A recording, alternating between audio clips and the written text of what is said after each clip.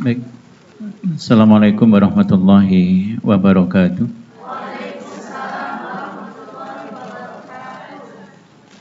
Alhamdulillah, alhamdulillahilladzi anzala sakinata fi qulubil mu'minin liyazdadu imana ma'a imanihim walillahi junudus samawati wal ard wa kana Allahu aliman hakima. Asyhadu an la ilaha illallah wahdahu la syarikalah. Asyhadu anna Muhammadan abduhu wa rasuluhu la nabiyya ba'dah. Allahumma salli wa sallim ala rasulil karim Nabiyyina Muhammadin wa ala alihi wa ashabihi ajmain. Usikum wa nafsi bitaqwallah faqad fazal muttaqun. Ibu sekalian yang dirahmati oleh Allah Subhanahu wa taala, alhamdulillah segala puji hanya milik Allah. Dengan segala limpahan taufik, hidayah, riayah, inayah, perkenannya pula kita sampai di majelis ini. Mudah-mudahan setiap langkah kita untuk sampai ke majelis ini diganjar oleh Allah Subhanahu wa taala dengan pahala yang setimpal, dan Allah meridhai pertemuan kita dan dijadikannya majelis ini adalah langkah yang mudah bagi kita untuk sampai ke surganya Allah Subhanahu wa taala.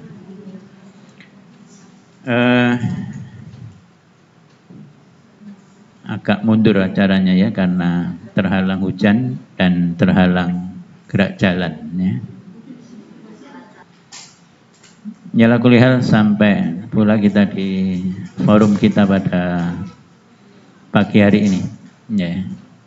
Banyak generasi mudanya ini ya, banyak yang nggak kenal saya. Yang kenal saya satu ini yang baru datang ya, kenal ya. Ya, anak saya soalnya.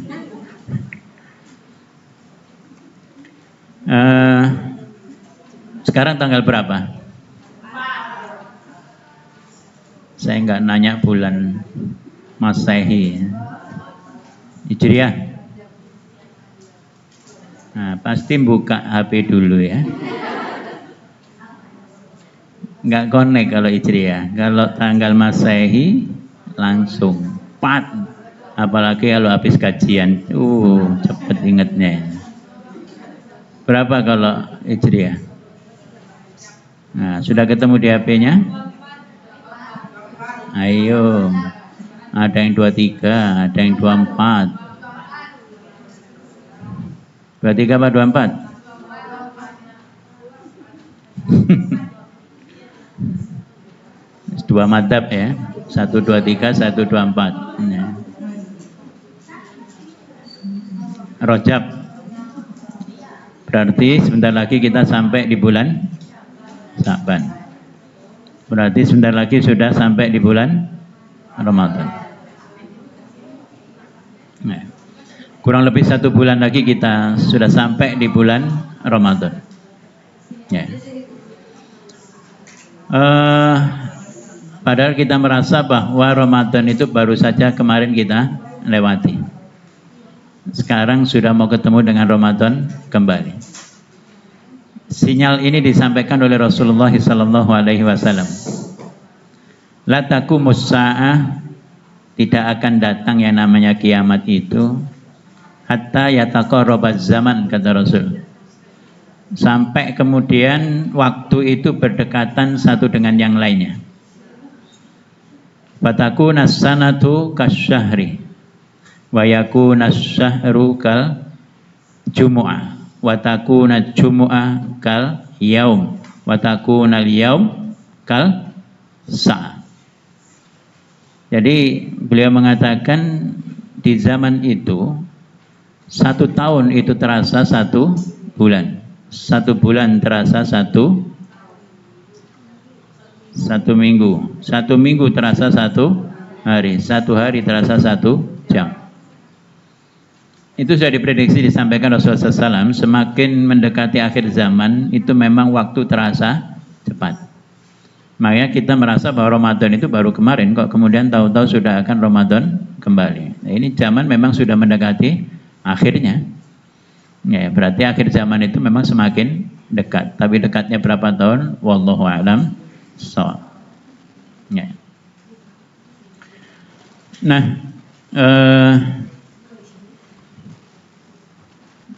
Akhwat sekalian yang dirahmati oleh Allah,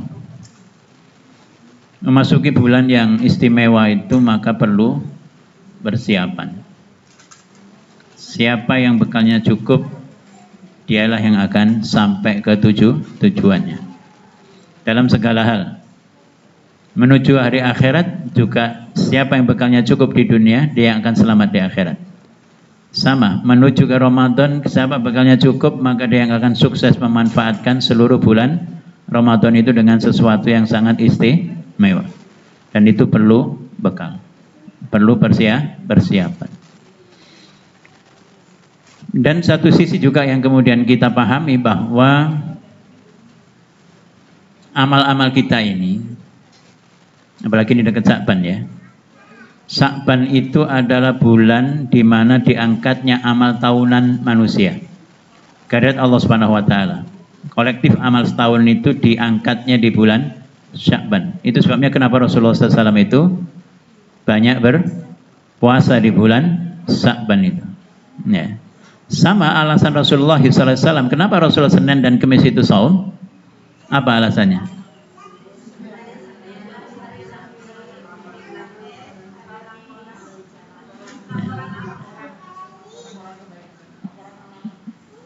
Jadi Senin Kamis itu adalah hari dilaporkannya amal manusia kepada Allah Subhanahu wa taala. Itu mingguan. Harian juga ada pelaporan dari malaikat ini kepada Allah Subhanahu wa taala. Waktunya apa?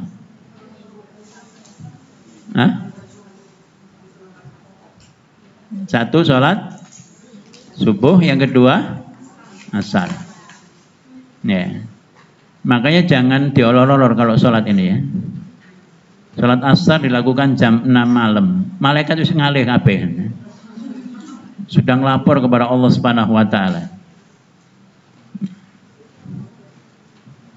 Inilah. Ya. Pelaporan amal harian. Yata'aqabuna fikum malaikatun bil laili wa malaikatun bin nahar. Jadi malaikat malam hari dan malaikat yang siang hari gilirannya itu bergiliran untuk mengawasi manusia. Wa yastami'una fi sholatil fajr wa sholatil asr. Kemudian mereka bertemu, malaikat pengawas malam, pengawas siang itu, penjaga malam, penjaga siang itu bertemu pada saat sholat fajr, yaitu sholat subuh dan sholat asar, salat asar. Ya. Sumayaru ladina batu fikum. Kemudian malaikat yang telah semalam sutuk mengawasi kalian, mencatat amal kalian itu membawanya kepada Allah Subhanahu wa taala. Fas'aluhum rabbuhum, maka Rabb mereka Allah Subhanahu wa taala itu bertanya kepada para malaikat ini. Wa huwa a'lamu bihim, kata Rasul, padahal Allah jauh lebih tahu daripada mereka ini. Allah butuh catatan itu bukan Allah nggak tahu, Allah Maha tahu. Ya. Semut hitam jalan di malam hari di batu yang hitam saja Allah tahu. Runtuhnya daun saja Allah tahu. Apalagi amal manusia. Ini hanya untuk meyakinkan kita hambanya itu betapa rigid amalan itu kemudian dikolek, dicatat oleh para malaikat dan dilaporkan kepada Allah Subhanahu wa taala. Ya. Apa pertanyaan Allah Subhanahu wa taala? Kaifa taraktum ibadi? Bagaimana hambaku saat engkau tinggalkan? Pertanyaan Allah kepada malaikat yang melaporkan itu. Maka fayakulun, mereka mengatakan taraknahum wa hum yusallun. Saat kami meninggalkan mereka ya Allah, mereka ini dalam keadaan salat. Kemudian dia juga mengatakan wa atainahum wa hum yusallun. Saat kami mendatangi mereka, mereka juga dalam keadaan salat. Ya, mudah-mudahan kita menjadi bagian yang seperti ini. Saat dilaporkan kepada Allah, kita dalam keadaan salat. Saat mereka mendatangi kita, kita dalam keadaan salat. Bertemunya mereka di salat asar dan salat subuh. Ya. Tapi jangan nanya di mana bertemunya, ya. Di mana ketemunya sampai saya hadir ini. Artinya bahwa itu adalah perapalan repot harian. Kemudian repot pekanan. Turadul amal yaumasnaini wal khamis. Diangkatnya amal itu yaitu pada hari Senin dan Kamis. Fauhibbu ayu arradu amali wa ana shaim. Dan aku suka saat amalku diangkat, kata Rasulullah SAW, aku dalam keadaan puasa. Itu yang menjadikan Rasulullah SAW itu hampir tidak pernah meninggalkan puasa Senin dan Kamis beliau. Ya, kira-kira sama lah dengan kita ya. Insya Allah ya. Aminnya kok nggak yakin, amin.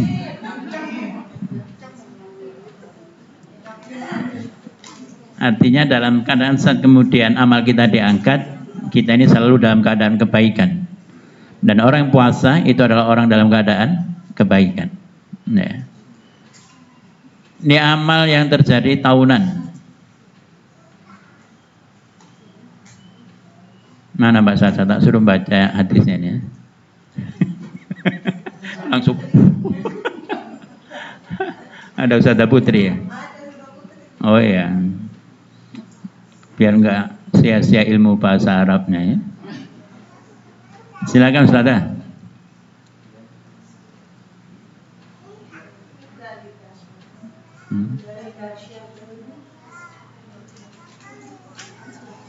Nggak kelihatan ya? Oh ya udah. Oh ya nggak usah.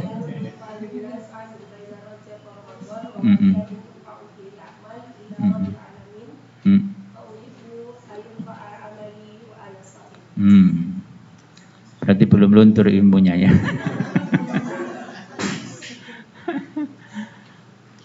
Baik. Jadi kenapa kemudian Sya'ban ini dikatakan oleh Rasulullah SAW dzalika syanun yaghfulun nas anhu. Jadi ini adalah bulan di mana kemudian banyak dilupakan oleh manusia karena letaknya baina Rajab wa Ramadan, antara Rajab dan Ramadan. Rajab itu syahrul hurum, ya, bagian dari bulan-bulan haram. Kemudian Ramadan ini bulan yang dimulakan oleh Allah. Nah, manusia itu seringkali begitu masuk Sya'ban itu nggak merasa surprise dengan bulan itu, karena akan berhadapan dengan bulan yang mulia yaitu Ramadan dan telah meninggalkan bulan yang disucikan oleh Allah SWT. Ya. Jadi bulan suci itu bukan termasuk Ramadan ya. Ramadan tidak termasuk bulan suci. Cuman seringkali dikatakan bulan suci Ramadan, sehingga orang kadang persepsinya keliru. 4 bulan suci itu masuk Ramadan. Bukan, Ramadan itu bukan termasuk syahrul hurum. Enggak. Nah, Rajab itu masuk, yang mencetat dari urutan bulan suci itu adalah Rajab itu. Nah, Rajab itu sekadang orang begitu masuk ini memahami bahwa ini bulan haram, kemudian dimuliakan. Nah, begitu pindah ke Sya'ban itu orang sudah tidak terlalu bahasa kita apresiatif lah dengan bulan Sya'ban ini. Ya. Apalagi depannya sudah menjelang Ramadan. Ya.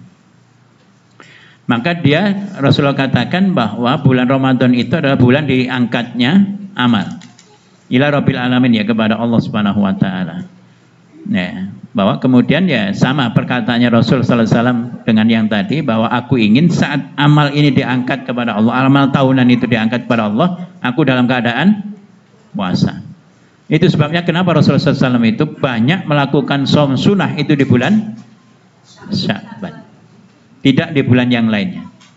Justru di bulan Sya'ban itulah Rasulullah SAW itu maksimal melakukan shaum sunnah. Ya. Ini pelaporan. Ya, makanya kemudian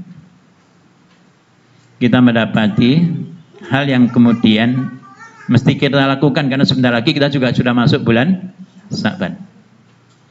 Nah, satu, memperbanyak puasa. Ya.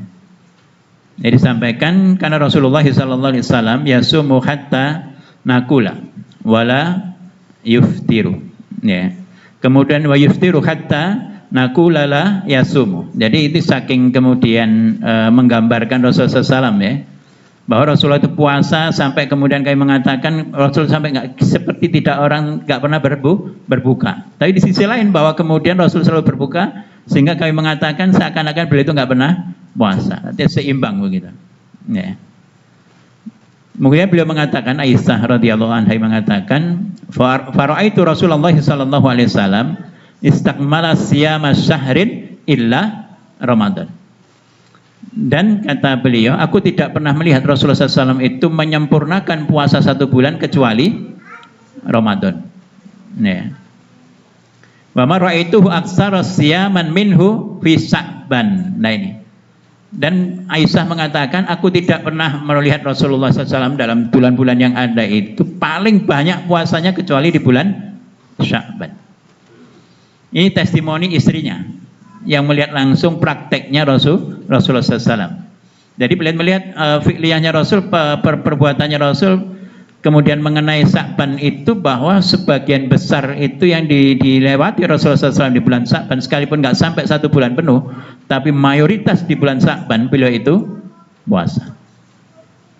Nah inilah yang kemudian juga mesti harus kita tapak tilasi sirahnya, sunnah beliau ini untuk kemudian nanti memasuki bulan Sya'ban maka perbanyaklah puasa. Ya, perbanyaklah puasa. Kemudian memperbanyak tilawah. Ya, Salamah bin Khalil rahimahullah mengatakan, karena yuqalu syahru Sya'ban syahrul qura. Jadi sebutan ulama-ulama salaf dulu bahwa bulan Sya'ban itu adalah bulannya para qari, para pembaca Al-Quran. Artinya mereka di bulan Sya'ban itu banyak kemudian tilawatul Quran. Ya. Banyak melakukan tilawatul Quran. Ya. 2. Jadi 1 memperbanyak puasa, kedua memperbanyak tilawah di bulan Sya'ban. Yang ketiga memperbanyak amal soleh. Ya. Abu Bakar Al-Balkhi rahimahullah dalam Lataiful Ma'arif, Ibnu Rajab Al-Hambali mengatakan, Syahrul Rajab syahrul zar'i. Bulan Rajab itu bulan apa? Menanam. Ya. Wa syahrul Sya'ban syahrul suqi zar'i. Jadi bulan Sya'ban itu adalah bulan menyirami tanaman. Ya. Wa syahrul Ramadan syahrul hasadi zar'i. Bulan Ramadan itu bulan memetik apa yang telah kita tanam. Ini penggambaran ya dari beliau ini. Jadi bulan Rajab yang telah kita lewati dan hampir habis ini itu seakan-akan sebagai bulan menanam. Sya'ban itu nyiramin. Ramadan saatnya panen. Ya. Makanya beliau mengatakan wa malam yasra' wa yagris fi Rajab. Nah, maka barang siapa yang tidak menanam, ya, Zahra yagris ini kan sama ya. Bedanya apa, Ustazah? Sama-sama menanam kan maknanya ya. Ada beda khusus nggak ini? Nggih. Kalau topiknya sama-sama menanam. Ada. Yagris itu lebih ke aktivitas hariannya. Oh, siap. Dia kalau dia Per musim ya. Oh, siap. Enaknya punya Ustazah itu begini. Bisa ditanya-tanya ya. Kalau saya nanya anak saya salsa malah bingung dia.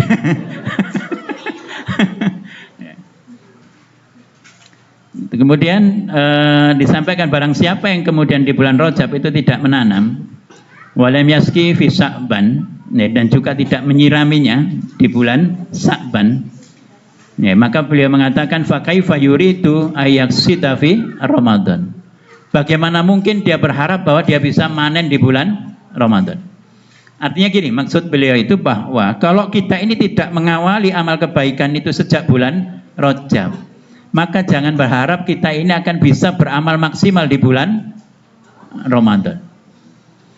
Jadi awali seperti menanam orang menanam bibit itu di bulan Rajab. Kemudian kita sirami di bulan Sya'ban, sehingga kemudian saat Ramadan kita ini sudah terbiasa melakukan amal kebaikan itu. Ya, ada yang istimewa yang kemudian hadir di sini waktu memasuki bulan Rajab sehingga amalnya ditingkatkan gitu. Karena sudah mengetahui sudah lagi bulan Ramadan, Rajabnya beda dengan bulan sebelumnya. Sudah ada yang mengawali itu? Atau Enggak Pak, biasa aja. Jadi ini versi beliau. Jadi kalau memang orang itu tidak melakukan starting itu di bulan Rajab, itu keberatan nanti kemudian saat memasuki bulan Ramadan. Sekalipun dengan berbagai macam resolusi ya. Tapi kalau nggak diawali pemanasannya itu di bulan Rajab, ya oke lah Rajab lepas, sekarang lagi kemudian bulan Sya'ban nggak diawali, ini akan berat nanti di bulan Ramadan. Kan sama orang kalau kemudian ingin lari, ingin jalan, ingin olahraga, kalau nggak pakai pemanasan, kira-kira apa yang terjadi? Kram, shock, kaget kan begini. Ya oke, pokoknya nanti Ramadan saya tilawah 5 juz. Bertahan 3 hari biasanya ya. Setelah itu turun 4 juz, besoknya turun lagi 3 juz ya. Ujung Ramadan balik lagi 1 juz ya. Kalau nggak ada awalannya itu biasanya agak berat. Maka kalau versinya beliau, Rajab itu sudah mulai, orang ini sudah pemanasan. Ditingkatkan di bulan Rajab, maksimal nanti di bulan Ramadan. Sehingga Ramadan itu seperti orang memanen hasil tanamannya dia. Persiapannya sudah matang, dia sudah terbiasa. Ini dikatakan tadi banyak saum di bulan Sya'ban. Itu sehingga orang kalau sudah terbiasa saum di bulan Sya'ban, masuk bulan Ramadan, nggak shock dia. Kalau orang itu nggak pernah puasa sama sekali sepanjang hidupnya dan hanya puasa 1 bulan Ramadan, itu dampaknya terasa luar biasa.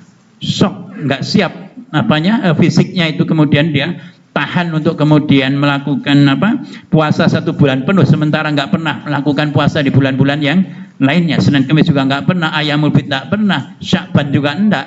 Ini biasanya kelihatan ya. Makanya orang-orang seperti ini biasanya memasuki Ramadan itu seperti memasuki sesuatu yang sangat tidak menyenangkan ya. Waduh, besok Ramadan, waduh duluan ini. Jadi terbayang betapa tidak nikmatnya bulan Ramadan, karena nggak bisa begini, nggak bisa begitu, nggak bisa begini. Tapi bagi orang beriman, justru kita ini saat Rajab ini sudah nggak tahan lagi, nggak sabar lagi kapan datangnya Ramadan. Kira-kira begitu ya yang sudah kita alami ya. Mantuknya kok. Mestinya itu yang harus kita rasakan, bahwa kita ini sudah nggak sabar kedatangan bulan Ramadan. Makanya sahabat itu kalau kita buka tentang Hayatus Sahabah, kitab mereka tentang kehidupan mereka, mereka itu 6 bulan sebelum Ramadan itu sudah kemudian mempersiapkan diri untuk menyambut bulan Ramadan. Bekas dia ibadah di bulan Ramadan itu bisa dipertahankan sampai 6 bulan beliau meninggalkan Ramadan. Sehingga disimpulkan kehidupan mereka hari-hari itu seperti bulan Ramadan. Mirip dengan kita ya. Amin. Aminnya nggak yakin belasnya. Nah, kebanyakan di antara umat ini Ramadan kenceng, begitu beduk menandakan Syawal 12 sudah. Nah, mungkin karena ibu-ibu bukan sholat ke masjid ya. Kalau bapak-bapak merasakan sekali, sudah ditabuh beduk, kemudian masuknya bulan Syawal, wassalam sudah. Jadi assalamualaikum noleh ya orang yang kemarin, kesini juga orang yang kemarin ini. Tapi begitu masuki Ramadan, itu noleh salam pertama itu nggak kenal kita nih. Ini sopo wong iki nah. Karena nggak pernah nongol di masjid, sekali-kali nongol di bulan Ramadan. Dan biasanya begitulah gelombangnya itu dari tahun ke tahun sama saja. 10 hari pertama itu yang paling penuh. 10 hari kedua surut, sudah tinggal separuh. 10 hari ketiga kosong. Ya, kalau di sini kita tanya kok bisa kosong gini? Anu Pak, pulang kampung. Padahal kalau kita ke kampung juga sepi ya. Terus pulang kemana gitu? Pulang ke kota gitu. Artinya ya terjadinya kelemahan semangat. Begitu mereka. Karena kenapa? Tidak terbiasa. Tidak terbiasa dengan ibadah dengan tensi yang tinggi. Makanya siapkan sejak Rajab, kencengkan di Sya'ban sehingga kita seperti memanen di bulan Ramadan. Ramadan ini adalah satu timing ya, satu waktu prime time lah bagi kehidupan kita dalam determinan 1 tahunan. Setiap hari ada prime time yang Allah sediakan, yaitu dalam 1 hari sepertiga malam yang terakhir. Kemudian dalam 1 pekan itu ada prime time-nya, yaitu hari Jumat, Sayyidul Ayyam. sebaik-baiknya hari. 1 tahun itu ada prime time-nya. Di antara bulan-bulan itu yaitulah Syahrul Ramadan, bulan Ramadan. Jadi bulan Ramadan itu prime time bagi kita. Untuk kemudian apa sih? Menggali spirit, energi spiritual kita. Dicas oleh Allah Subhanahu wa taala dalam proses 1 tahun itu ada 1 bulan. Itu yang kemudian Allah jadikan bulan ini memang luar biasa bagi kaum muslimin, dan itu tempat bagi dia untuk kemudian mengambil energi spiritual dia. Kalau harian ya malam, sholat malam. Jadi jangan pernah ditinggalkan sholat malam itu ya. Nah, paling enggak dalam 1 minggu lebih banyak bangunnya daripada tidurnya. Jadi jangan terbalik ya. 1 minggu 4 tidur, 3 bangun. Nah ini masih enggak imbang. Kalau 1 minggu 7 hari itu paling enggak 4 itu harus bangun. Kebablasan 3 enggak apa-apa lah ini. Proses ya. Sampai pada akhirnya 7-7-nya kita isi dengan sholat malam. Karena sholat malam Qiyamul Lail itu pernah menjadi wajib bagi para sahabat selama 1 tahun lamanya. Sebelum dinasah oleh Allah Subhanahu wa taala. Itu pernah wajib 1 tahun. Ya, bagi para sahabat. Silakan Ibu di depan. Dari intinya bahwa kemudian yaitu jadikan prime time, ya. Jumat jadikan prime time, dan kemudian Ramadan itu jadikan prime time untuk kemudian kita mengasah spiritual kita. Bahwa kita manusia mengalami futur itu suatu kemestian. Orang stabil itulah yang dikatakan mustahil. Ya. Bahwa kemudian dawamul hal minal muhal katanya. Ya, kata Ustazah Putri sana ya. Jadi mempertahankan sesuatu stabil begitu, itu sesuatu yang mustahil. Nggak mungkin orang itu kemudian baik terus, itu nggak mungkin. Sesekali pasti akan kepleset. Nggak mungkin orang itu istiqomah saja terus. Nggak mungkin ya. Sesekali pasti akan keluar dari siratal mustaqim itu. Nah, makanya coba perhatikan ayatnya itu. Nah, fastaqimu ilaihi wastaghfiruh kata Allah. Maka istiqomahlah engkau di jalan Allah Subhanahu wa taala ini, kemudian Allah masih membuka ruang wastaghfiruh, dan mohonlah ampun kepada Allah. Sehingga Ibnu Rajab Al-Hambali ketika kemudian mentafsirkan ayat ini, beliau mengatakan kenapa Allah gandengkan antara perintah istiqomah dengan perintah istighfar. Karena tidak mungkin orang itu sepanjang hidupnya kemudian terus dalam keadaan istiqomah. Maka begitu dia meleset, dia cepat ingat bahwa dia tidak kemudian berada di jalan yang benar, kemudian istighfar dan balik lagi. Jadi istighfar itu adalah isyarah, tanda untuk dia taubat dan rujuk ila istiqomah. Balik lagi ke jalan istiqomah. Itu dengan taubat, dengan istighfar. Oleh karenanya jangan berharap seseorang itu kemudian hidupnya terus jalannya itu adalah lurus. Kalau lurus terus nggak pernah berbuat dosa, dibinasakan oleh Allah Subhanahu wa taala. Rasulullah SAW mengatakan bahwa kalau sampai ada seorang hamba itu nggak pernah berbuat kesalahan, maka dimatikan oleh Allah SWT.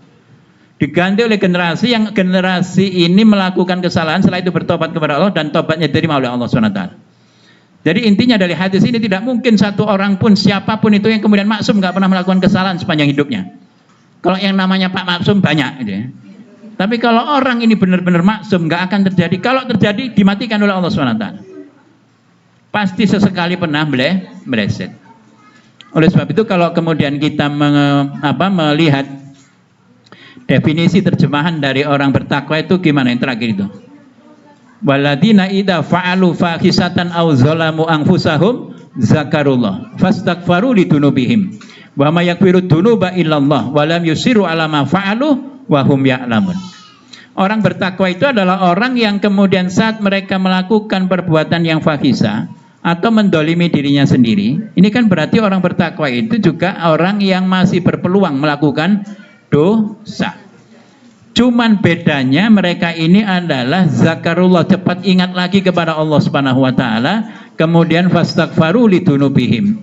Kemudian mereka istighfar, memohon ampun atas dosa mereka. Wa may yaghfiru dzunuba illallah, karena tidak ada yang bisa mengampuni dosa mereka kecuali Allah. Walam yusiru ala ma fa'alu wa hum ya'lamun, dan mereka tidak mengulang perbuatan salahnya itu saat mereka pada posisi yang sadar. Artinya dari situ bahwa orang bertakwa ini juga punya peluang untuk melakukan dosa.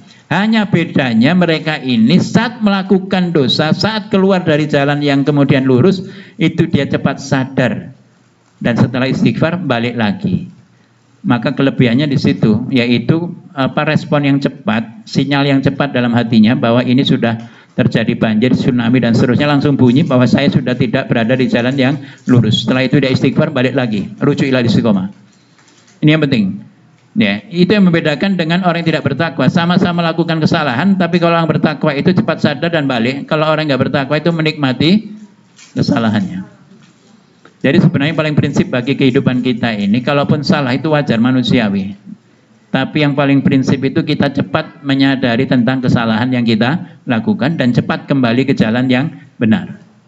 Jadi jangan berharap hidup itu nggak pernah melakukan kesalahan. Nggak mungkin itu. Ya, nonsense. Ya. Yang maksum hanya satu, yaitu Rasulullah SAW. Yang lain tidak ada. Jangankan kita sahabat aja juga pernah melakukan kesalahan. Nah, cuman kata kuncinya yang terpenting bagi kita ini adalah cepat menyadari kesalahan yang kita lakukan, setelah itu istighfar, balik ke jalan yang lurus kembali. Ini kata kuncinya. Ya. Artinya jangan sampai kemudian kita ini orang yang menikmati kesalahan kita. Sudah keliru tapi merasa dirinya benar. Ini yang paling berbahaya. Kalau orang itu keliru dan tahu kalau dia keliru, itu sudah lumayan. Yang paling parah dalam kehidupan itu orang itu keliru tapi nggak menyadari kalau dirinya salah. Lebih parah lagi kalau dia keliru tapi merasa dirinya benar.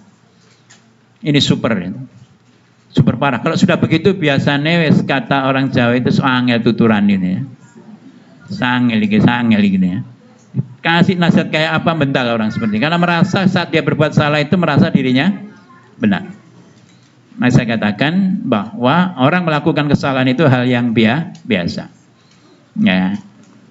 Yang tidak biasa itu orang yang menikmati kesalahannya. Ya.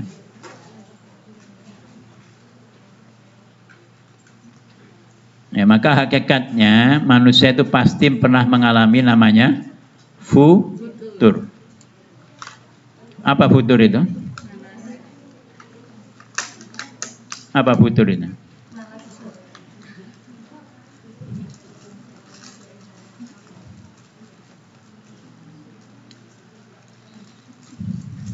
Apa Mbak futur itu?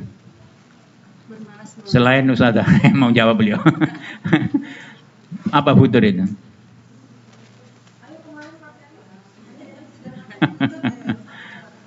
Oh, ditanya tuh yang ngasih materi, yang sekarang saya tanya yang ngasih materi.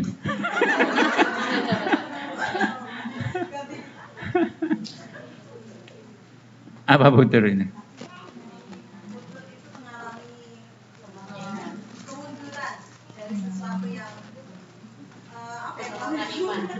Hah? Penurunan iman.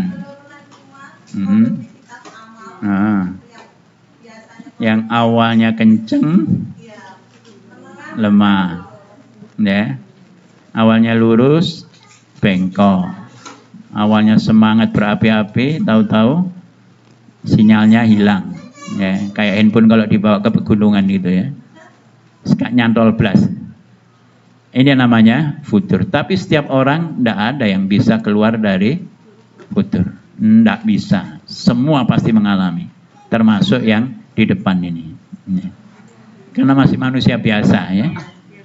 Manusia biasa pasti pernah mengalami. Tidak mungkin iman seseorang itu terus naik begini.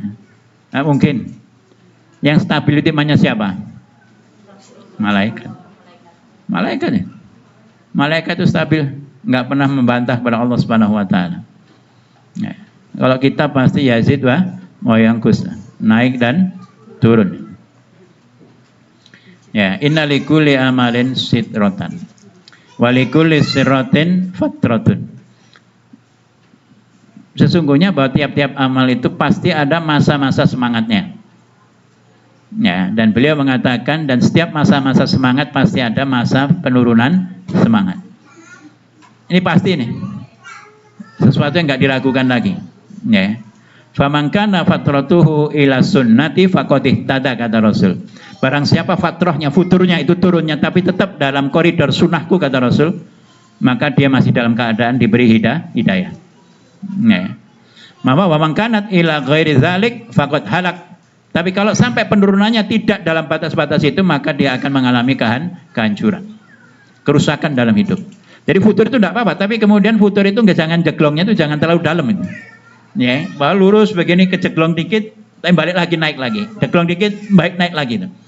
Sehingga kemudian dalam grafik iman kita ini meskipun yazid wa yangkus, tapi yangkusnya tidak terlalu dalam.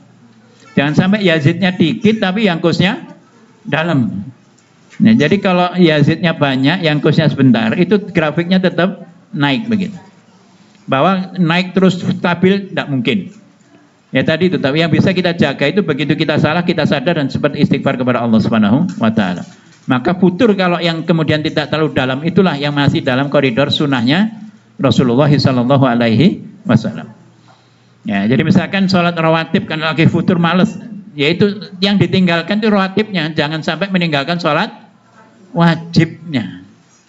Itu futur, mengalami kok males sholat ini. Kalau sebatas yang males itu adalah rawatibnya, ini masih dalam koridornya Rasulullah SAW. Tapi kalau sampai yang ditinggalkan wajibnya, inilah yang dikatakan kebablasan, merusak kehidupan itu. Ya. Jadi bahwa kemudian orang itu mengalami futur, pasti mengalami futur. Cuman saya catat tadi bahwa kemudian yang terpenting kita ini cepat sadar kalau kita ini sedang futur. Itu yang paling penting. Yang bahaya itu adalah dia futur tapi nggak sadar kalau dirinya futur. Apalagi kalau kemudian dirinya itu menikmati futur itu. Ini yang masalah dalam kehidupan. Orang kalau futur kemudian dia sadar kalau dia futur masih oke.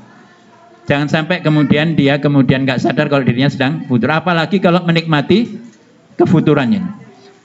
Jadi kalau kemudian grafiknya orang ini kemudian gemar ibadah, kemudian menjadi ngelendor sebentar, sadar balik lagi, ini bagus. Tapi kalau dia menikmati kemudian kefuturannya, ini yang paling berbahaya. Orang kemudian satu malam nggak bangun malam karena sesuatu hal, kemudian dia istighfar, janji besok akan bangun, itu bagus. Tapi kalau kemudian orang itu menikmati setiap hari tidak bangun malam dan merasa nyaman dengan itu, maka inilah yang bermasalah.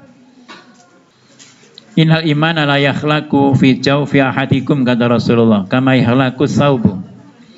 Sesungguhnya iman itu pasti akan mengalami usang, lusuh ya, di dalam hati salah seorang di antara kalian, sebagaimana lusuhnya baju, usangnya baju. Itu yang kemudian disebutkan Rasulullah SAW. Iman itu begitu, pasti akan pudar, itu pasti akan mengalami pudar ya. Maka saran Rasulullah SAW adalah fas'alullaha ta'ala ayyujaddidal imana fi qulubikum. Maka mohonlah kepada Allah, mintalah kepada Allah agar Allah merefresh kembali keimanan yang ada dalam dada kalian. Urusan merefresh itu urusannya Allah. Maka mohon kepada Allah Subhanahu wa taala, karena Dia adalah zat yang membolak-balikkan hati. Makanya doa kita ini adalah ya muqallibal qulub, wahai zat yang membolak-balikkan hati, sabbit qalbi ala dinik. Tetapkan hatiku untuk terus menghadap kepada agamamu. Pemegang hati kita itu Allah, bukan siapapun. Bukan ustazah kita, bukan murabi kita. Pemegang hati kita ini adalah Allah. Makanya Rasulullah SAW juga dicas bahwa kemudian ya fadzakir innama anta muzakir lasta alaihim bimusaitir. Beri peringatan ya Muhammad karena engkau hanya sekedar pemberi peringatan. Tidak ada kekuasaan bagimu terhadap hati-hati orang yang kemudian diberi peringatan itu. Tidak ada, Rasulullah nggak bisa mengislamkan pamannya kan? Emang Rasul sanggup mengislamkan pamannya? Tidak, pamannya tetap dalam keadaan kafir, musyrik. Sampai di ujungnya, ya ketika sakaratul maut ditalkin oleh Rasulullah SAW untuk mengucapkan syahadat, nggak keluar kalimat syahadat itu. Bahkan di ujungnya keluar kalimat bahwa kemudian aku masih tetap dalam agamanya Abdul Muthalib. Coba. Itu yang membuat Rasulullah SAW sedih sekali dengan meninggalnya Abu Thalib itu. Kesedihan itu dikasih peringatan oleh Allah Subhanahu wa taala, innaka latahdi man ahbabta. Sesungguhnya engkau itu tidak akan bisa memberi hidayah sekalipun kepada orang yang paling engkau cintai ya Muhammad. Hidayah itu haknya Allah, bukan haknya Rasulullah, apalagi hak kita. Nah, walakinallaha yahdi may yasha. Akan tetapi Allah itu memberi hidayah kepada siapapun yang Dia kehendaki. Rasul saja nggak diberi hak hidayah. Makanya Saat kemudian kita ini mengalami penurunan keimanan, maka cepat-cepatlah kata Rasulullah SAW minta kepada Allah agar Allah merefresh, memperbaharui keimanan yang ada di dalam dada kita ini. Nah, ini hadisnya ya. Dinukil dari sarahnya Imam Albani itu ya. Jadi dikatakan bahwa kemudian inal iman la yakhlaqu fi jawfi ahadikum, itu diterangkan bahwa selalu mengalami kepudaran, kelusuhan ya, seperti lusuhnya baju atau pudarnya baju. Maka beliau mengatakan karena iman itu yazidu bitta'ah wa yanqusu bil ma'asi. Iman itu yazidu wa yanqus. Yazid dengan ketaatan, naik dengan ketaatan, wa yanqus itu dengan bil ma'asi, dengan kemaksiatan. Jadi kalau kita berbuat ketaatan, otomatis iman kita naik. Tapi begitu kita melakukan kekeliruan, kemungkaran, kemaksiatan, iman kita turun, anjlok. Benar iman itu yazid wa yanqus, tapi kita harus tahu kuncinya gimana cara meyazidkan, mengangkatnya dengan banyak berbuat ketaatan. Dan harus kita waspadai turunnya keimanan itu dengan kita ini banyak berbuat kemaksiatan. Nah, kemudian dikatakan oleh Rasulullah SAW, yang ini enggak semuanya saya sampaikan ya. Innal iman la yakhlaqu fi jawfi ahadikum, dia mengalami kelusuan dalam hati kalian. Kata beliau, diterangkan itu disarah oleh beliau bahwa kemudian yang namanya iman itu mengalami kepudaran, kelusuan ya. Mungkin dia situ ya belah. Ya, wayat ufu fi qalbil muslim, dia itu sirna atau mengalami kelemahan di dalam hati seorang muslim. Wa yakunu dzalik bisababin, dan terjadinya hal yang seperti ini kata beliau itu disebabkan karena futur fil ibadah, mengalami kelemahan dalam urusan ibadah kata beliau. Jadi kenapa iman itu lusuh? Saat dia mengalami kefuturan dalam ibadah ya. Kemudian au irtika bil ma'asi, atau bertumpuk-tumpuknya kemaksiatan ya, itu juga bisa mendowngrade nilai-nilai keimanan. Ya, wa in gimas an-nafsi fi ba'di syahawatiha. Ya, atau kemudian kesenangan jiwa ini memperturutkan apa? Hawa nafsu. Ini juga perlu diwaspadai ya. Artinya jangan semua perintah hawa nafsu itu kita ikuti ya. Nah, itu dalam persepsi beliau itu yang menyebabkan iman itu mengalami kelusuran, pudarnya keimanan itu. Ya, maka kemudian beliau mengatakan, Rasulullah mengatakan fas'alullaha ta'ala, ya, maka mintalah kepada Allah ayyujaddidal imana fi qulubikum. Maka disarah oleh beliau dengan cara apa meminta kepada Allah adalah satu bidoa, dengan berdoa ya.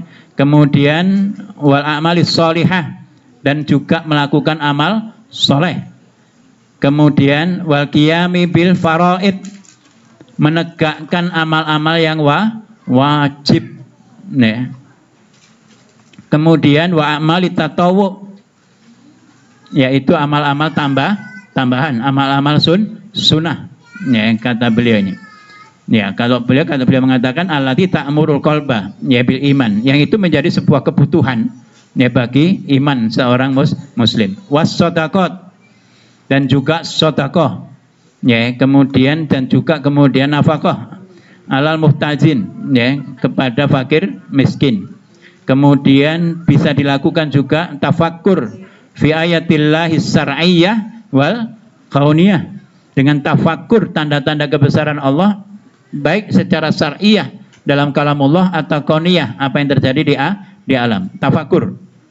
Ya, kemudian wa kasrati dzikr, banyak mengingat Allah Subhanahu wa taala, wa istighfar, banyak istighfar, kemudian waluzumi majalis dzikr wal ilm, dan melazimkan dirinya itu untuk selalu menghadiri majelis ilmu dan zikir.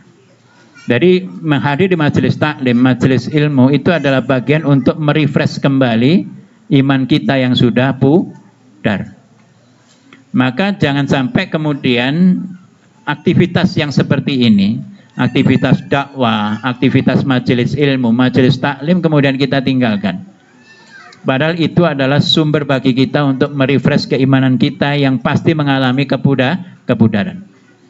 Ya. Itu intinya. Bahwa kemudian ya setiap orang pasti mengalami kefuturan. Ini baru mukadimahnya, ya. Masuk Ramadan. Tapi saya akan konsisten dengan waktunya, jangan khawatir, ya.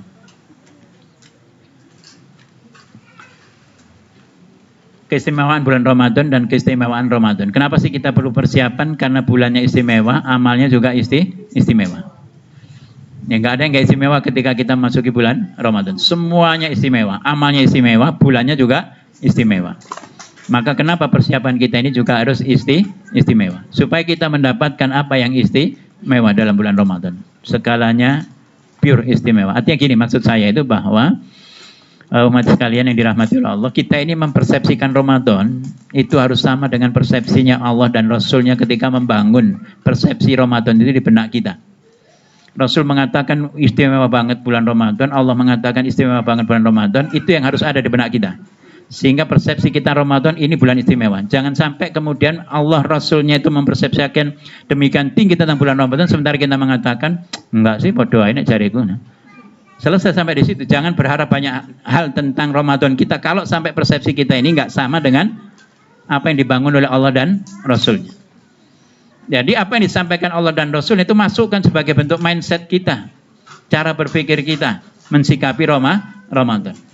Ya, sehingga kemudian alur kita ini saat memasuki bulan Ramadan ini juga akan kemudian membawa dampak keberkahan dan juga hal-hal yang sangat istimewa bagi kehidupan kita. Dan juga kemudian saat kita masuk ke bulan Ramadan, kita itu sudah siap dengan berbagai macam hal yang istimewa. Karena kita ini betul menganggap ini sangat istimewa. Tidak hanya bulannya, tapi juga puasanya bulan Ramadan istimewa. Tidak hanya puasanya, tapi amal yang lainnya, amal soleh di bulan Ramadan juga istimewa. Ya. Ini penting buat kita. Satu, dikatakan istimewa bulan Ramadan itu bulan diturunkannya Al-Quran. Ya. Syahrul Ramadan alladzi unzila fihil Qur'an hudal linnas wa bayyinatin minal huda wal furqan. Faman syahida minkumus syahr fal yasum. Jadi bulan Ramadan adalah bulan diturunkannya Al-Qur'an sebagai petunjuk bagi manusia, penjelas dari petunjuk dan juga furqan, pembeda bainal haqqi wal batil. Ya. Ibnu Katsir rahimahullah mengatakan, tatkala menafsirkan ayat yang mulia, mengatakan dalam ayat ini Allah Ta'ala memuji bulan puasa, yaitu bulan Ramadan, dari bulan-bulan yang lainnya. Allah memuji demikian karena bulan ini telah Allah pilih sebagai bulan diturunkannya Al-Quran dari bulan-bulan yang lainnya. Sebagaimana pada bulan Ramadan ini Allah telah menurunkan kitab ilahiyah yang lainnya, ya, yaitu para nabi alaihimussalam. Dari suhuf Ibrahim diturunkan malam pertama bulan Ramadan. Kemudian Taurat diturunkan tanggal 6 Ramadan. Injil diturunkan pada tanggal 13 Ramadan. Al-Quran diturunkan pada 24 Ramadan. Saya tanya sekarang, nuzulul Quran itu seringkali diperingati tanggal berapa? Padahal hadis ini mengatakan Al-Quran ini diturunkan tanggal 24 Ramadan. Argumentasinya? Kenapa kok kemudian nuzul Quran itu diperingatinya tanggal 17 Ramadan? Padahal hadis ini mengatakan Ramadan itu turun, Al-Quran itu turun pada tanggal 24 Ramadan. Argumentasinya? Kalau ada yang nanya gini, gimana Ustadzah begini? Pokoknya begitu. Ada? Punya argumentasi? Mana para murabi? Murabiyah, para ustadzahnya mana? Kenapa? Kok tanggal 17 itu dikatakan nuzulul Quran? Hadis ini mengatakan tanggal 24 Ramadan. Ada argumentasi?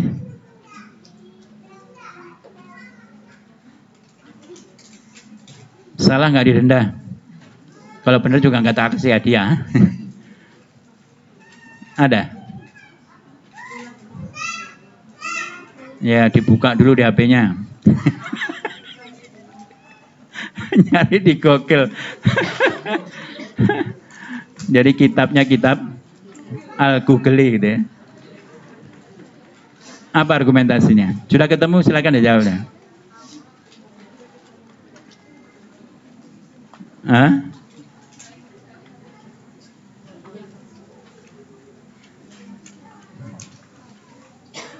Sudah ketemu?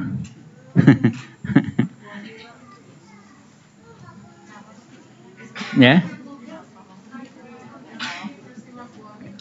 Nuzul Quran, turunnya Al-Quran itu kalau kita kan memperingatinya tanggal 17 Ramadan. Padahal Rasulullah mengatakan Al-Quran itu diturunkan tanggal 24. Kok nggak tanggal 24-nya diperingati Nuzulul Quran? Kok tanggal 17?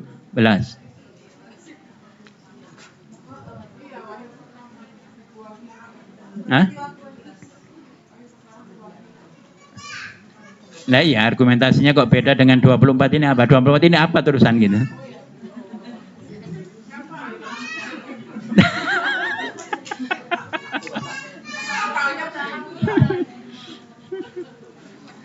Itu sebenarnya sudah benar, satu kuncinya sudah kena itu. Kenapa tanggal 17? Karena saat diturunkan ke bumi, itu tanggal 17 Ramadan di Gua Hira. Yang pertama. Nah ini yang 24 ini dari mana? Pulangnya. Ya? Ada. 17 itu turun dari langit kepada Rasulullah SAW di tanggal 17 di Gua Hira. Saat turun adalah ya suratnya Iqra bismi rabbikal ladzi khalaq sampai ayat kelima. 24 ini adalah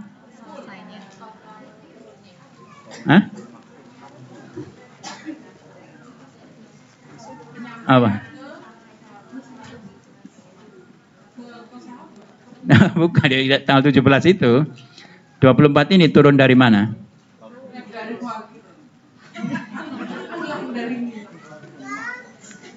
Dari mana?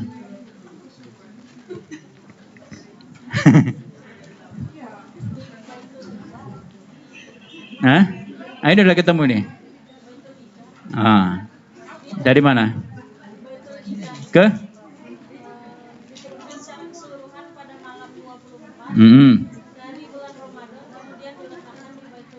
Betul. Jadi ada sekatnya, tidak seperti yang lain. Kalau yang lain itu Ibrahim turun pada malam pertama Ramadan itu ya awal Ramadan langsung Lauh Mahfud turun langsung ke Ibrahim.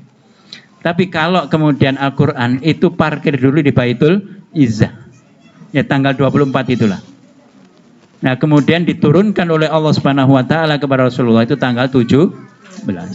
Jadi ada transitnya, tidak seperti kitab yang lain. Begitu penjelasan para ulamanya. Jadi jangan bingung dibuat ini tanggal 24 kok tanggal 17 ya. Karena makna diturunkan yang di tanggal 24 itu adalah tidak diturunkan ke bumi, transit ke Baitul Izzah.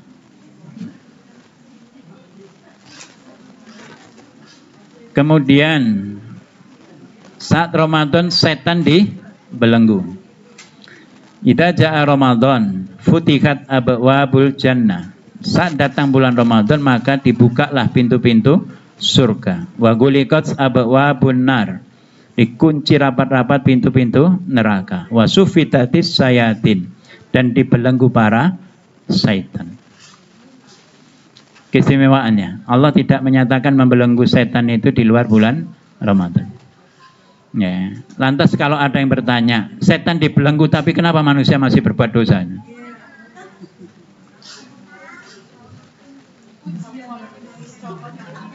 Hah? Apa? Copot belenggunya katanya. Nah dikatakan bahwa setan dibelenggu, tapi kenapa di bulan Ramadan juga masih ada orang berbuat dosa? Kenapa? Nah. Karena dalam diri manusia itu ada potensi menjadi betul enggak itu? Yuwaswisu fi sudurin nas minal jinnati wan. Jadi manusia itu punya dia itu potensi untuk menjadi setan. Ya. Jadi katanya setan dibelenggu kok, kemudian saya masih berbuat dosa. Setannya ente begitu. Ya manusia itu punya kecenderungan. Fa'alhamaha fujuraha wa taqwaha. Manusia itu diberi dua kecenderungan oleh Allah, satu lurus takwa, satu fujur menyimpang. Siapapun itu, lah setan itu seringkali nunggang saja. Sehingga kemudian potensi fujurnya itu semakin dominan. Kalau potensi fujurnya dominan, potensi takwanya turun. Jadi itu terbalik begini saja. Potensi fujur potensi takwa diberikan oleh Allah. Kalau ini dominan, potensi takwa itu turun. Kalau takwa dominan, potensi fujurnya turun. Jadi selalu bertolak belakang. Tinggal bagaimana, maka Allah mengatakan qad aflaha man zakkaha wa qad khaba man dassaha. Sungguh beruntung orang yang selalu membersihkan hatinya, karena hati bersih itu yang dominan adalah takwanya. Kalau takwa dominan, fujurnya, menyimpangnya turun. Tapi sungguh merugi orang yang selalu mengotori hatinya. Hati kotor itu kecenderungannya menyimpang. Kalau menyimpang, yang paling besar potensi takwanya turun. Maka kenapa dikatakan merugi, kata Allah SWT. Manusia itu punya potensi itu. Makanya jangan sering-sering mengkambing hitamkan. Kita ini punya potensi untuk menjadi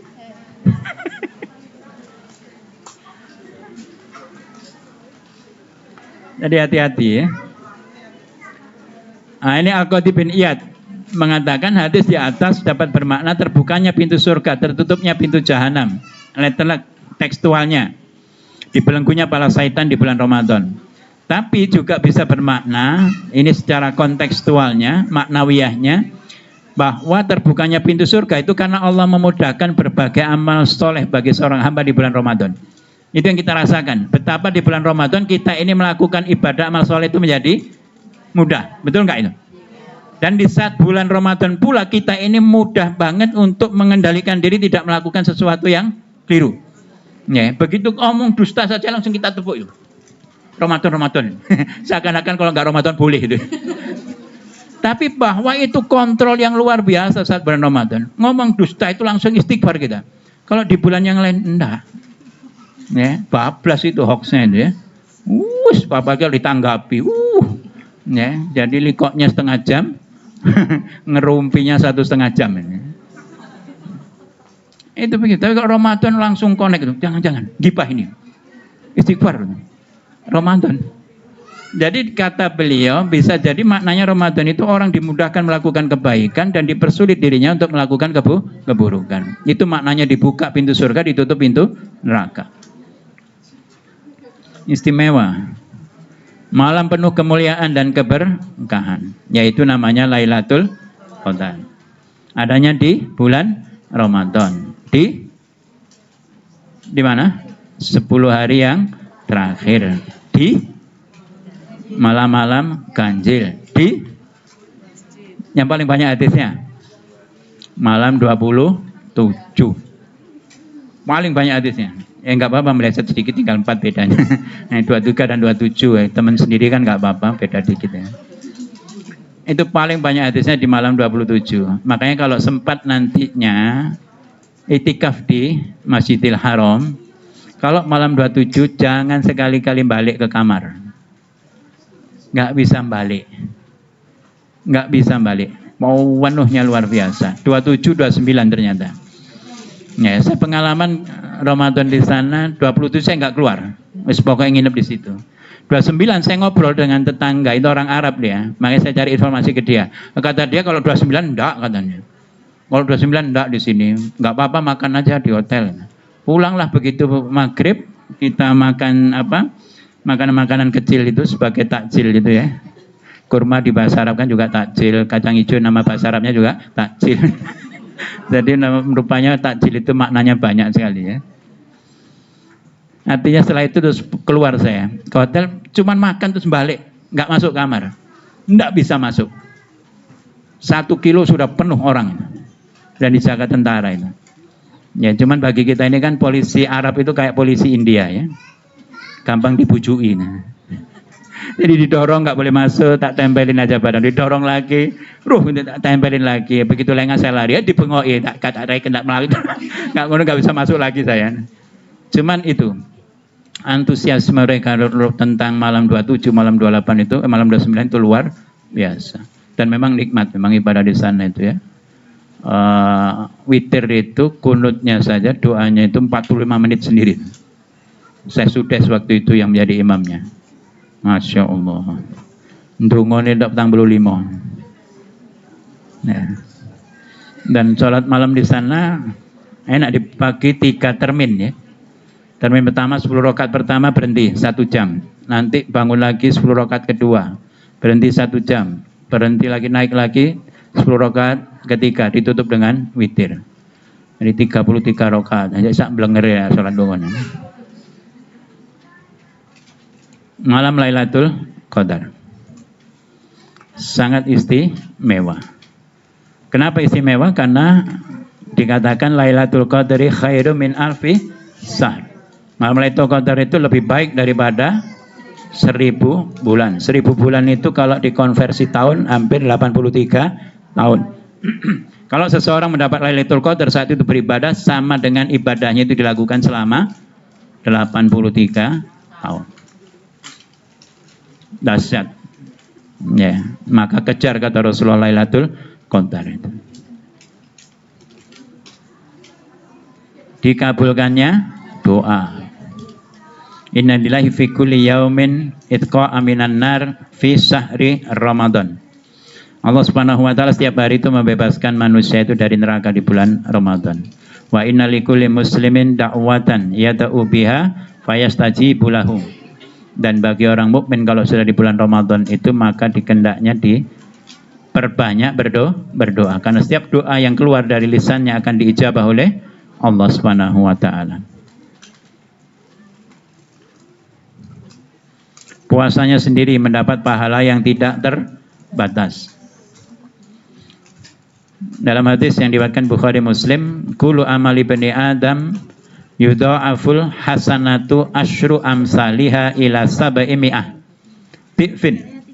Dari kata Rasulullah SAW bahwa setiap bani Adam, setiap amal bani Adam, kalau kebaikan ya bukan keburukan, itu dilipat gandakan kata Rasulullah 10 sampai 700 kali lipat. Ini rahim dan rahmannya Allah Subhanahu wa taala. Kalau kita kesalahan dihitung 1. Kalau melakukan kebaikan dilipat gandakan 10 sampai 700. Jadi intinya goalnya itu apa sih sebenarnya? Allah itu ingin kita ini masuk surga. Jadi Allah nggak ingin sebenarnya hambanya itu masuk neraka. Diberi fasilitas yang luar biasa. Kalau lakukan kesalahan dihitung 1, melakukan kebaikan 10 sampai 700. Ya, kemudian disampaikan di sini kalau Allah Azza wa Jalla, berarti ini hadis apa ini? Qudsi. Ya. Illa saum, kecuali puasa. Fa innahu li wa ana ajzi bihi. Puasa itu untukku dan aku yang akan mengganjarnya langsung. Nah, ini statementnya Allah Subhanahu wa taala. Ya, betapa istimewanya Ramadan ini. Ya. Kemudian yada'u syahwatahu wa tu'amahu min ajali. Dia tahan syahwatnya, ditahan makannya semata-mata mengharap pahala dariku, keridhaan dari Allah Subhanahu wa taala. Lis-shaimi farhatani. Bagi orang-orang yang berpuasa itu ada 2 kebahagiaan kata Rasulullah sallallahu alaihi wasallam. Ya. Satu adalah farhatun inda fitri. Kebahagiaan saat dia berbuka. Maka siapapun kalau sudah waktunya maghrib itu selalu bahagia. Oh enggak, saya enggak nunggu-nunggu adzan maghrib kok. Masuk kamar nyetel Bali TV ya, nunggu adzan. Makanya ratingnya TVRI Bali TV itu naik itu kalau Ramadan. Ya. Hanya cuman prime time-nya itu aja, adzan maghrib. Ya. Dan itu kebahagiaan. Dan kemudian yang kedua adalah wal farhatun indalika irabbi, dan kebahagiaan saat dia bertemu nanti dengan Tuhannya. Bahagia dengan apanya? Besarnya pahala dari Ramadan itu.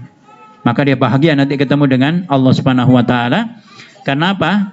Ya karena pahala yang luar biasa. Ya, la khulufu fihi atyabu indallah min rihil mis. Dan bau mulut orang yang berpuasa di bulan Ramadan itu indallah loh ya. Di sisi Allah, bukan di sisinya manusia. Di sisi manusia tetap enak ya. Maka jangan obral bau mulut.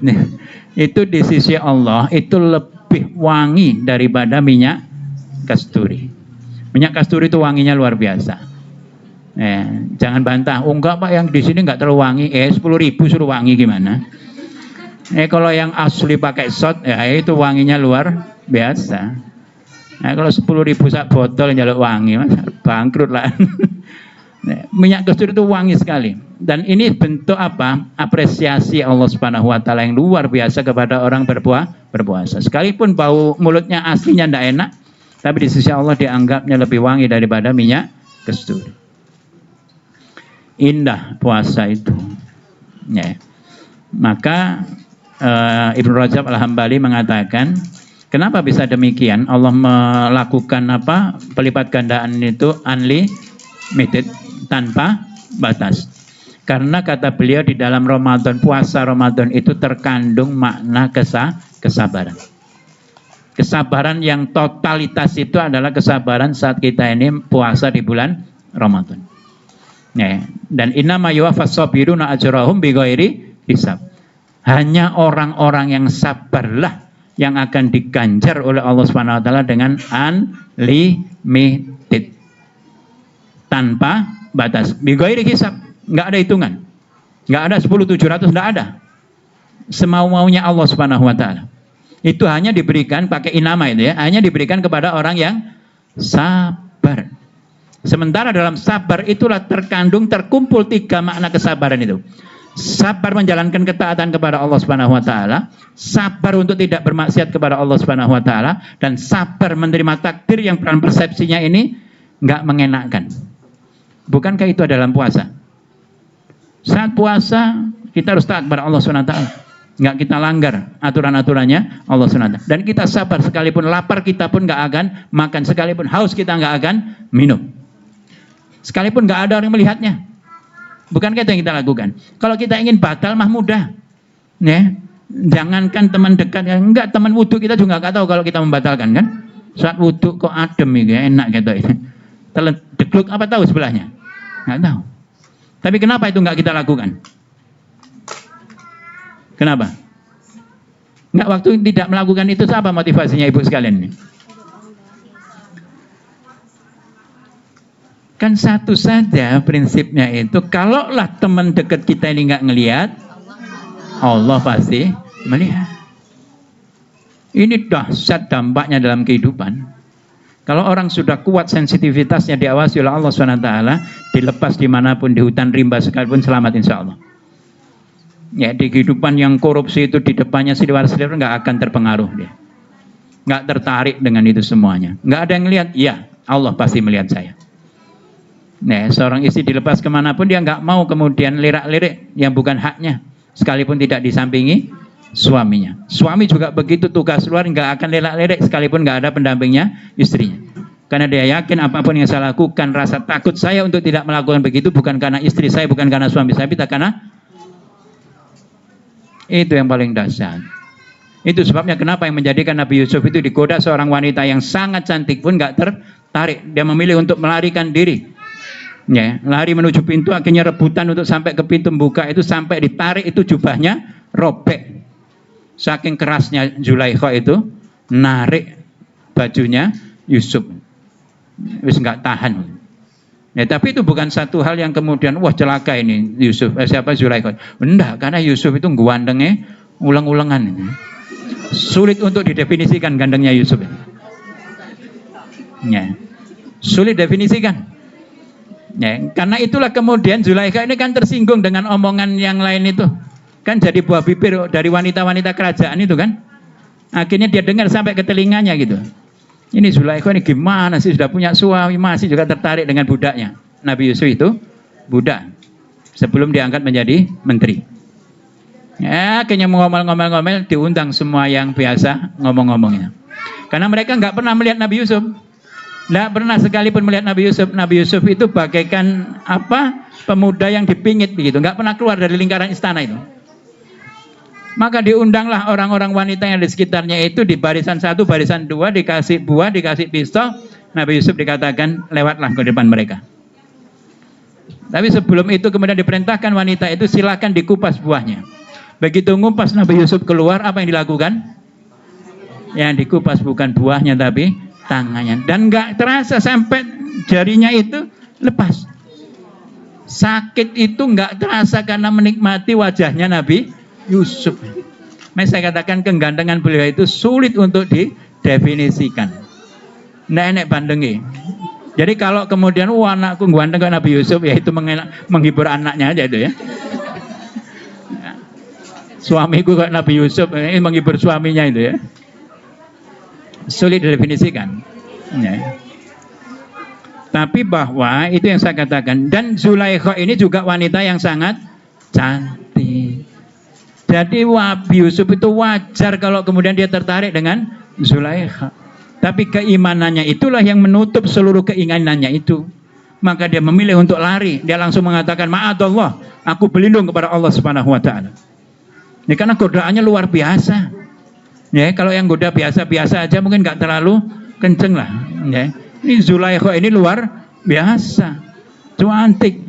Dan itu dalam kitabnya Muhammad Ibnu Ishaq dikatakan bahwa kan beliau satu-satunya ahli sirah yang mengatakan pada akhirnya Yusuf itu menikah dengan Zulaikha. Hanya beliau, yang lainnya tidak. Sehingga Ibnu Qayyim mengomentari tulisan beliau mengatakan, aku yakin yang disampaikan oleh Muhammad Ibnu Ishaq ini riwayatnya dari ahlul kitab. Berarti ini adalah kisah Israiliyat. Nah, sikap kita kepada cerita Israiliyat itu, kata beliau, jangan engkau benarkan, tapi jangan engkau tolak. Itu sikap kita semua. Dan itu jumhur ulama begitu. Jadi kalau itu cerita Israiliyat, jangan dibenarkan, tapi juga jangan ditolak. Karena bisa jadi benar itu. Jangan dibenarkan karena bisa jadi salah itu. Dan hanya beliau yang mengatakan pada akhirnya Yusuf menikah dengan Zulaikha. Nah, disitulah kemudian Yusuf itu menggoda Zulaikha. Kata Nabi Yusuf, kalau begini kan enak, sah menurut syariat, katanya. Kemudian Zulaikha mengatakan, engkau jangan merendahkan aku. Kenapa aku saat itu begitu tertarik denganmu? Karena sejak aku menikah dengan suamiku, suamiku tidak pernah menyentuhku satu kali pun. Sehingga apalagi kemudian melihat wati, apalagi lagi ganteng jomblo kayak kan, kira-kira begitulah. Jadi tertariknya Zulaikha itu sesuatu yang dalam tanda petik yang nggak bisa terlalu disalahi. Nah, gitu. Sekalipun tetap salah ya. Itulah ujungnya. Nah, kita geser lagi ya. Kalau bayangin Nabi Yusuf nggak selesai-selesai nanti ya. Syafaat dari puasa dan juga dari Al-Quran. Asyam wal Quran yasfa'ani lil abadi yaumal qiyamah. Puasa dan Al-Quran itu akan memberi syafaat kepada hamba ya di hari kiamat. Yaqulus syam, berkatalah puasa ini, ay rabbi mana'tuhut ta'am wasyahawat bin nahar. Ya Rabb, hambamu ini menahan syahwatnya, menahan makannya di siang hari. Ya, karena puasanya itu. Ya. Maka kata beliau, kata puasa ini fasafani, ya fasafini, itu artinya bahwa terimalah izin untuk aku memberikan syafaat kepadanya. Ya. Wa yaqulul Quran, dia juga mengatakan Al-Quran ini mana'tuhun naum bil laili. Ya, dia juga menahan ngantuknya di malam hari. Ya, karena membaca Al-Quran. Maka permintaannya sama, fasafini fihi, maka izinkan aku memberi syafaat kepadanya. Ya, maka dikatakan qala fayusafa'ani, maka kemudian kedua permintaan syafaat itu diizinkan oleh Allah Subhanahu wa ta'ala. Dari puasa yang kita lakukan, amal puasa yang kita lakukan itu bisa menjadi syafaat kita di hari pengadilan Allah Subhanahu wa ta'ala. Terkabulnya doa orang yang berpuasa. Ya.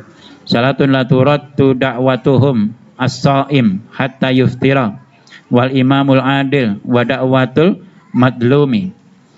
3 orang yang tidak akan tertolak doanya di sisi Allah. Yang pertama adalah orang yang berpuasa sampai dia berbuka, imam yang adil, dan orang-orang yang terzalim. Bekal. Oh, sudah habis ya, pantas panitianya kok sudah lirak-lirik ini. Baca aja ya. bekal adalah memasuki Ramadan itu paling prinsip bekal spiritual. Ya, bekal iman. Makanya panggilannya adalah ya ayyuhalladzina amanu, baru dikatakan kutiba alaikumus syiyam. Itu isyarat dari Allah, bekalilah dirimu dengan iman sebelum melakukan ibadah puasa. Di hadis man shoma ramadhana imanan wahtisaban ghufirallahu ma taqaddama min dzambi. Barang siapa berpuasa Ramadan dengan penuh keimanan dan semata-mata mengharap ridha Allah, maka akan diampuni dosa-dosanya yang telah lalu. Kenapa sih bekal iman itu penting? Iman itu waladina amanu asyaddu hubbalillah. Orang-orang beriman itu sangat besar cintanya kepada Allah. Kalau orang itu kemudian menjalankan satu perintah dari manapun itu, kalau landasannya cinta, maka yang susah itu terasa mudah, yang berat terasa ringan, yang jauh terasa dekat. Itu kalau pondasinya cinta. Makanya seorang ibu itu secapek apapun, ketika nanti malam kemudian anaknya menangis, meminta ASI atau lagi ngompol, secapek apapun karena cintanya kepada anak itu dia tetap bangun. Itu sebabnya kenapa Rasulullah SAW itu ketika ditanya, ya Rasul, manusia di dunia itu siapa yang paling aku harus berbuat dulu baik kepadanya? Itu Rasul mengatakan ummuka. Sumaman ya Rasulullah. Kemudian siapa ya Rasul? Ummuka. Ditanya lagi, sumaman ya Rasulullah. Kemudian siapa ya Rasul? Ummuka. Jadi 3 kali dijawab ibumu, ibumu, ibumu. Yang keempat baru dijawab abuka, bapakmu. Dari bapak itu nomor 4. Setelah ibu, ibu baru bapak. Dan itu realitasnya, sering saya sampaikan juga ke majelis taklim bapak-bapak. Realitasnya bapak-bapak itu kalau anaknya nangis, yang dibangunkan adalah istrinya. Kalau masih nangis lagi, dia pindah tidur ke tempat lain. Nah, jadi ibu itulah yang kemudian memang pantas untuk kita ini berbuat baik kepadanya. Ibumu, ibumu, ibumu baru bapakmu. Nah, jadi nggak perlu ngiri yang laki-laki itu ya. Iman itu yang menjadikan kita ini indah menjalankan seluruh perintah Allah Subhanahu wa taala. Ya, hikmahnya banyak puasa di bulan Sya'ban itu untuk mendongkrak keimanan. Bekali ilmu. Orang beramal tanpa ilmu bagi orang berjalan tanpa ada penuntun. Ya. Orang yang beramal tanpa ilmu seperti orang berjalan bukan pada jalan yang sebenarnya. Ya. Kemudian Umar bin Abdul Aziz juga mengatakan man abadallahi bi ghairi ilm kana ma yusitu aksara mimma yuslih. Jadi orang kalau beribadah kepada Allah tidak dilandasi ilmu, itu efek kerusakannya lebih banyak daripada efek manfaatnya, kemaslahatannya. Perlu ilmu. Maka ayat yang pertama kali turun kepada Rasulullah itu adalah tentang ilmu. Iqra bismi rabbikal ladzi khalaq. Itu tentang ilmu, bukan tentang sholat, bukan tentang zakat. Ayat pertama turun itu tentang ilmu. Pentingnya kita ini melandasi seluruh amal ibadah kita ini, amal soleh kita ini dengan ilmu. Maka bekali pula masuk Ramadan itu dengan ilmu Ramadan. Apa itu ya fiqhus syiyam? Ya, keutamaan Ramadan yang bisa merusak pahala Ramadan. Ini juga harus kita ketahui. Kalau enggak kita ini beramal, ternyata banyak amal-amal kita yang kita lakukan kemudian merusak ibadah Ramadan, merusak pahala ibadah Ramadan kita ini. Salah satu saja ya, malam yatak qaula zuri wal amala bihi falaisa lillahi hasatun fi ayyada atau amahu wasarabahu. Barang siapa yang tidak bisa mencegah perkataannya dan perbuatannya dari dusta, maka sungguh Allah tidak berhajat dengan lapar dan dahaganya orang ini. Coba.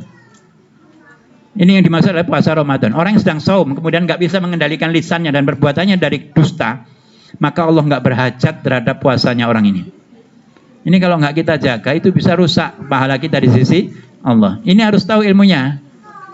Ya, maka perlu adanya pemahaman kita tentang ilmu. Bekal finansial. Kumpulkanlah harta ini, nanti peluang untuk berinfak itu terbagus adalah di bulan Ramadan. Karena begitu contohnya Rasulullah Sallallahu Alaihi Wasallam. Ya, karena Rasulullah SAW ajwadan nas. Rasulullah itu adalah orang yang paling dermawan. Wa kana ajwatu mayakunu fi Ramadan, dan kedermawannya itu lebih terasa saat beliau masuk bulan Ramadan.